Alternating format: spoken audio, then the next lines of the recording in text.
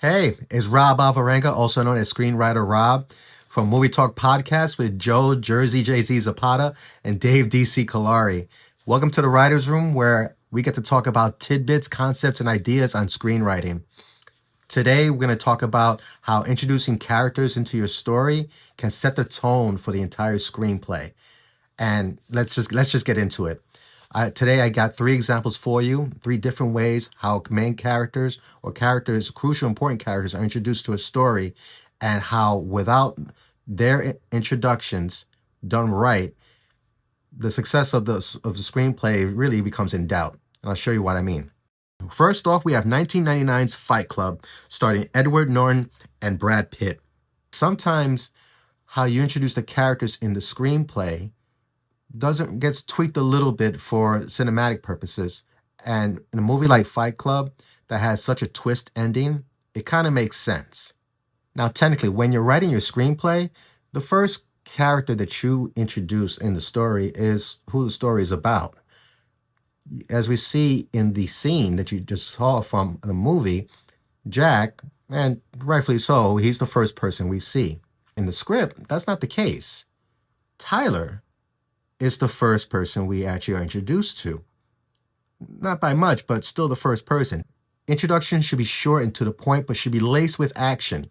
So you don't need to describe everything that the person is wearing or characteristics that you might see on screen, because you're not the casting director. You do introduce your character through their actions. Their actions will speak more to who they are than any other descriptive words you could use or think of. The second example of character introduction is the introduction of Clarice Starling in Silence of the Lambs. Hello, Clarice. In the movie, filmmakers chose to introduce Clarice Starling as a tireless recruit, making her way through an obstacle course before she's called in to meet her mentor and superior. The filmmakers are relying on the imagery from Jodie Foster's facial expressions and the sweaty clothes that she's wearing. It's not clear whether she's the first or the last to complete this obstacle course. The message seems to be that she's one not to give up. With the screenplay is we only get one example, one hostage exercise to show off how determined Clarice is and how it's evident that she's one of the top recruits in her class. So the last example I want to give you is a fun one, which is the introduction to Blade in the 1999 movie Blade with Wesley Snipes. Some motherfuckers are always trying to ice skate uphill. We technically get our first introduction to the Daywalker as he's being born. It's a scene that gets a little more attention in the movie, but for our purposes, the real introduction to Blade doesn't really kick off until the club scene in the meatpacking plant. You know that one, the one with the blood showers and it's a room full of vampires, and this poor schmuck who got invited into the club is getting ready to get chewed up by his vampire date. But when we finally get introduced to Blade, it's all description, it's all action. It's an action movie. So when you kick off with action and show the audience that your main character is about to bring all that action, well, show that. That's actually part of who he is. Of course, we're going to get a backstory later on of how he became, and then the screenplay actually gives you the background early, but we really don't understand that until much later in the story. So that's all part of your Act 2. But in Act 1, when you're introducing these characters, something like Blade, there shouldn't be much description. There shouldn't be much dialogue. If this person's there to kill vampires, well then, damn it, he better show up and start killing vampires. Give the audience what they want. Sometimes the introduction to a character is just action, and that's all that's needed. The beautiful thing about Blade is we know going in what this movie is about. It's about the Daywalker, and he kills vampires. So why waste time?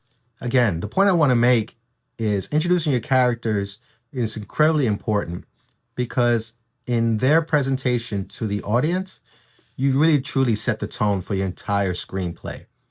And it's crucial that you get it right, because it could definitely be the difference between making the screenplay work or not. If your story is about two people, that neither one can work without the other, like we see in Fight Club, then let's see some of that in the beginning of the story. If your story is about an FBI trainee that ends up working together with a sadistic cannibal murderer to solve murders being committed by another serial killer, the only way that works is that we have to understand why Clarice Starling is the only type of person, the only character that can be up to the task of pulling that off. So we need to have ideas and tidbits in her introduction that tells the audience member, yes, she is the person that can solve this. And if your story is about a day-walking vampire killer that kills a whole lot of vampires, well then let's not waste time. You need to show that right off the bat that he is very, very capable of doing that he does it in a ferocious way, enjoys doing it.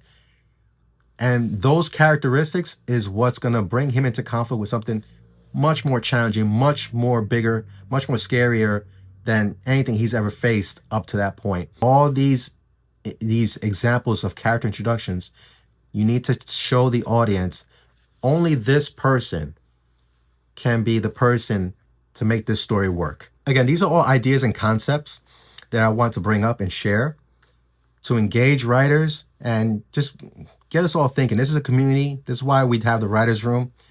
And tell me what you think. If you have ideas of how you introduce your characters and how you use that to set the tone, give us examples. Or you bring up an example of a movie that you've seen where the character introduction basically nails everything that you can expect the movie is going to turn out to be. Don't forget to like and subscribe to the Writers Room. Let's make this a thing.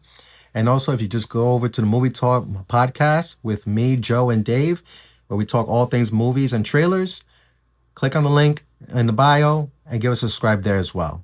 Until then, guys, keep writing. I'll talk to you soon.